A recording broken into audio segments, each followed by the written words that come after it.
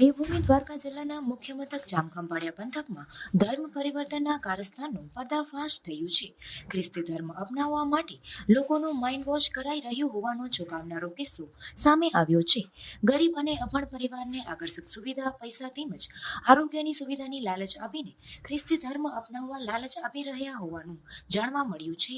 ખંભાળિયાના ગાયત્રીનગર વિસ્તારમાં એક નેપાળી દંપતી દ્વારા મકાન ભાડે રાખીને આજુબાજુના મજદૂર તેમજ ગરીબ પરિવારના લોકોના ધર્મ પરિવર્તન માટે ઘટના સામે આવી છે.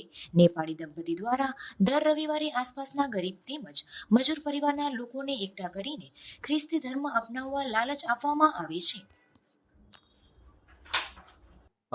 તાજેતરમાં જ ખંભાળિયા પોલીસ સ્ટેશન ખાતે એક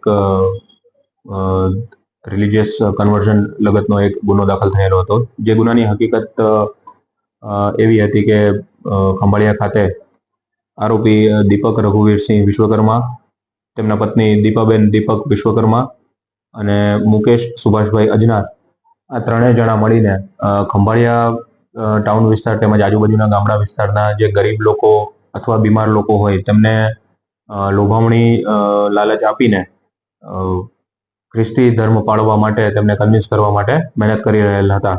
જે બાબત હકીકત પોલીસને ધ્યાને આવતા આ બાબતે તુરંત જ ગુનો દાખલ કરેલો હતો અને આ તમામ આરોપીઓની ધરપકડ કરવામાં આવેલી છે. હાલ આ ગુનાની વધુ તપાસ ચાલુ છે.